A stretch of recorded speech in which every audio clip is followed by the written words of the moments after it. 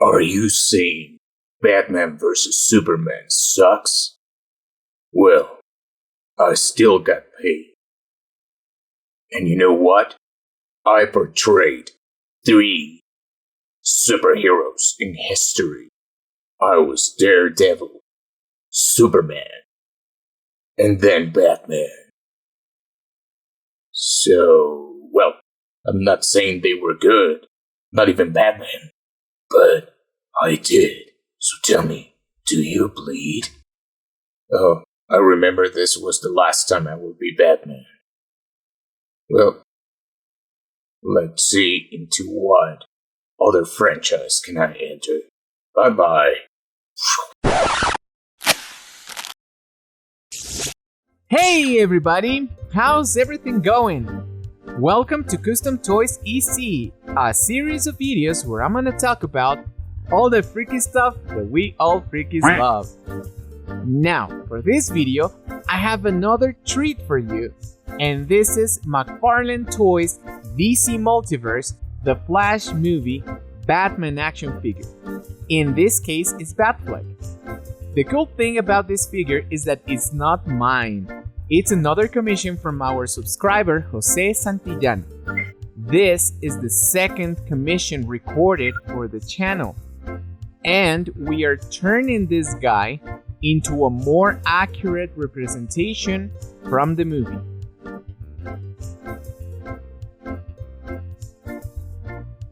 I noticed that this figure was based in concept art.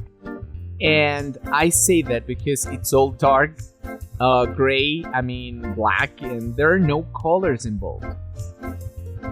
But if you take a look at the character on the movie, it's clear. Its suit is light gray, the cowl and the cape are, and also some details are dark blue. And also the belt is gold, so it's urgent that we change the colors of this guy. I actually like that design because it's based like in the new 52's version from the comics. Now this figure is already open. Let's get him out of the box. So, and also let's take him out of the blister. That's it.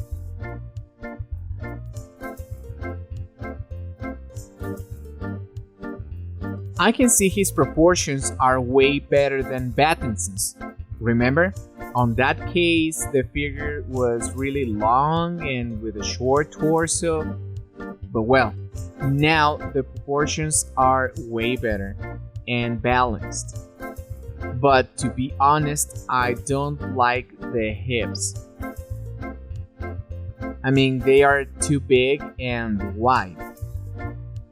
And also, this guy is shorter than Pattinson. That I don't understand that. Maybe they're supposed to be the same height. Something else that I noticed is that nowadays McFarlane figures, in order to improve their articulations, they sculpt the ball joints to look as part of the suit or something like that.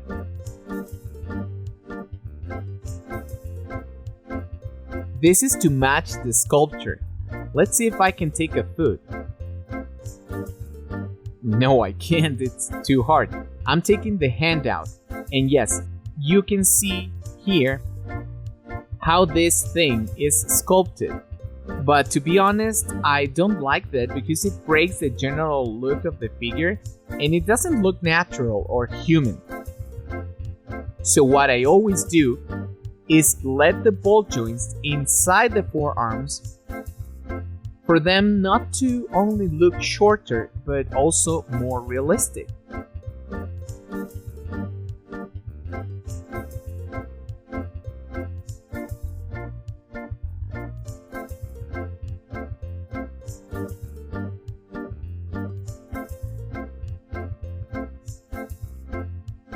In the case of the ankles, I can't do the same thing because they are too big and well sculpted. So I have no choice other than just leaving. He can't stand. That is also some gripe I have with the figure. I don't know if you can tell, but the legs are curved to the inside. So I need to do something about it right away because he can't stand. So that's basically it. We're changing the colors, the suit, the cowl, and also the cape. The cape is too thin. You can't notice it because of the camera, but I can see really well my fingers through the fabric, so that shouldn't happen. I need some better material, and also for the cape to look a little bit better, not that wide. I have the perfect fabric for this. So with no further ado, let's start with the customizing process.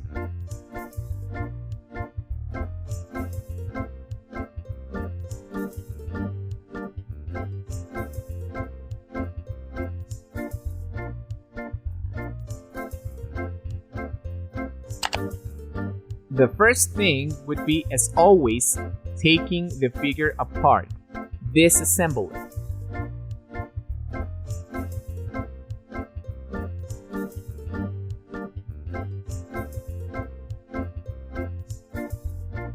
The cowl, this part of the neck and the shoulders was really difficult to take out, so I am just leaving it, and I don't want to risk breaking it.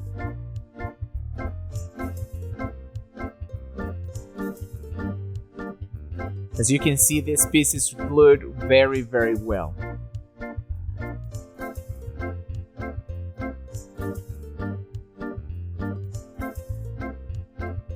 And the cape is out also.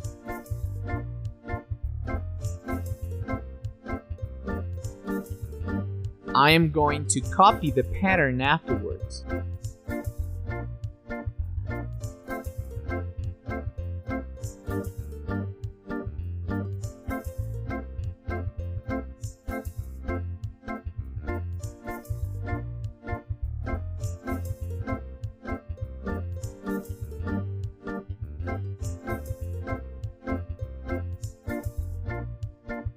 Now, to fix the legs, I would need to let them inside boiling water and then correct the position, and also putting small pieces of plastic inside the gaps between the pieces of the leg so they can maintain the position without destroying the movement.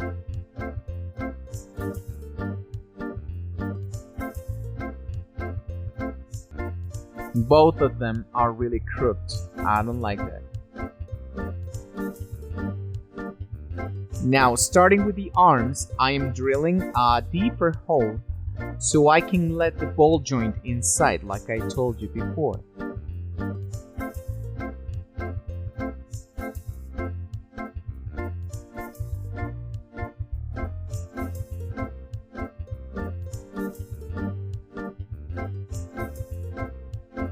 I also glued the torso piece to another piece inside it. That was another that gave the figure a bit more of stability, so I'm glad I did it. It's easier to control the torso.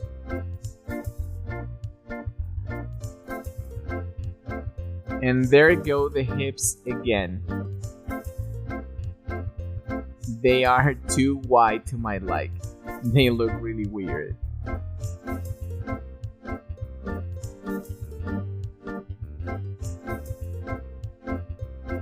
Now I'm gluing the underwear.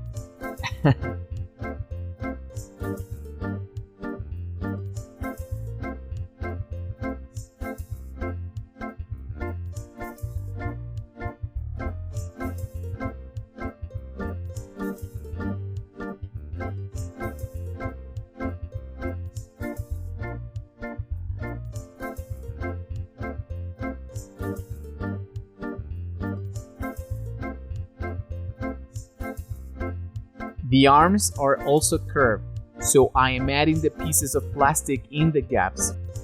That helps to maintain the position. As you can see, That's a good trick. You can replicate the same thing on your own figures. Just be sure to glue them in the perfect place. Otherwise, you are going to glue the moving part. We don't want that.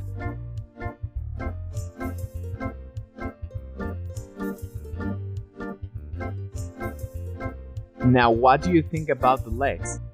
I still have to put the pieces of plastic, but they are straightened with boiling water. Then I just put the pieces in the freezer.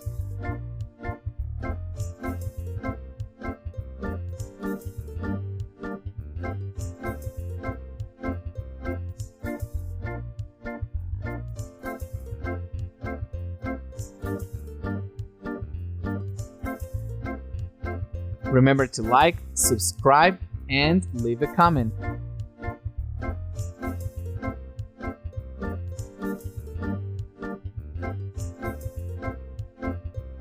Now, what do you think about this process? This is really long to do, but it's worth it. And as you can see, the arms and legs can move properly. So that is great.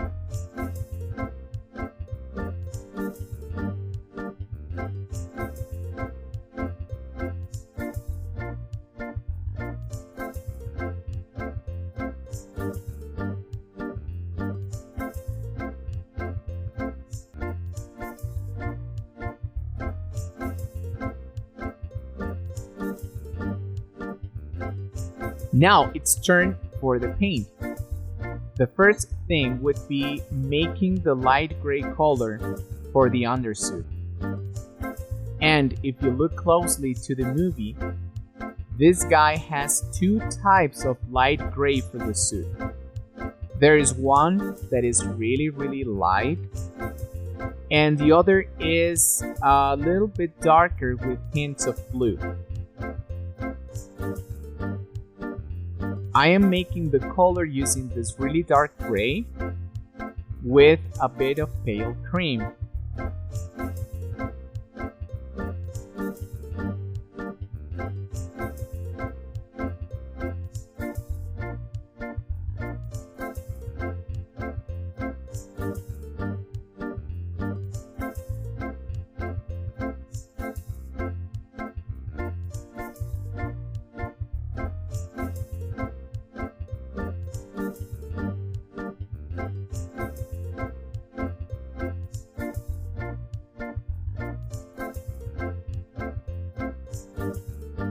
A bit of black as well.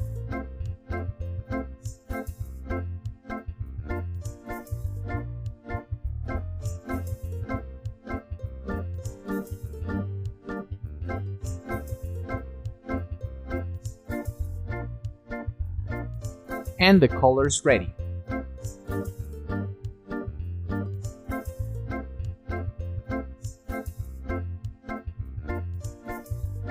We start with a thin but consistent layer of paint. I just want to do a couple of layers, but in some cases, I think I would need to paint more than two. I don't want any transparencies.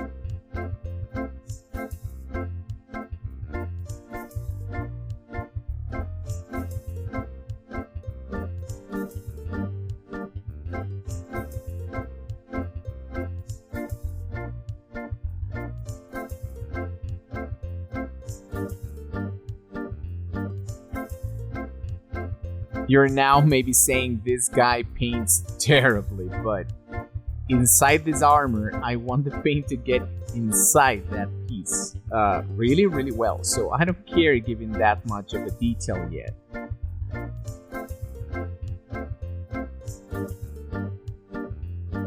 I finally finished the light gray. It was a nightmare, to be honest. I had to do around 3 and even 4 coats. I thought I would only need 2, but it wasn't enough. And my advice is to do that, and it's way better than doing only 1 coat, because when you paint directly from the bottle, you lose detail on the sculpture. So it is always better to paint gradually instead of fast.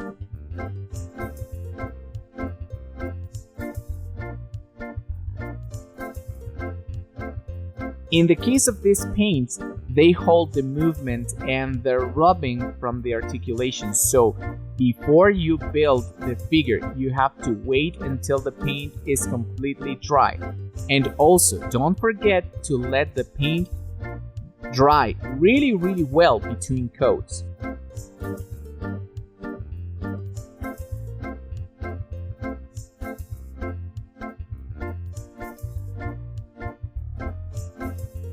Don't paint inside the articulations like the shoulders, because there is no point. And the paint is going to just rub and destroy. But for the other pieces, there is no problem.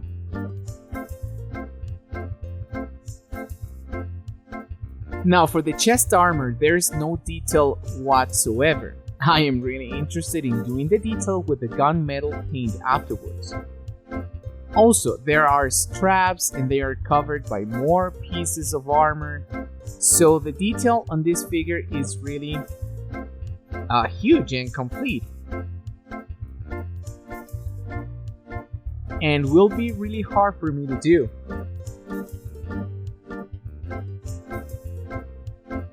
At the end, this is going to be the figure that I painted the most. And not only that, I still have to paint a slightly darker gray on the undersuit. The problem is now that the video is too long, so don't worry. We are doing a second part in which you are going to see the rest of this process.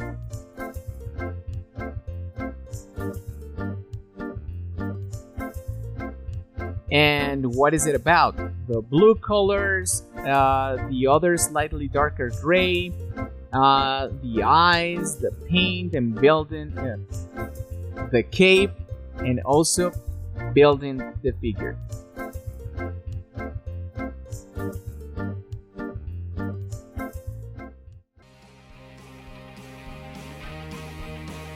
So please give a like, subscribe, leave a comment, recommend this content to all your friends, and please stay tuned. Next week we are finishing Affleck up, so we'll be waiting for you. Thanks for watching, and I'll see you on the next video. Goodbye.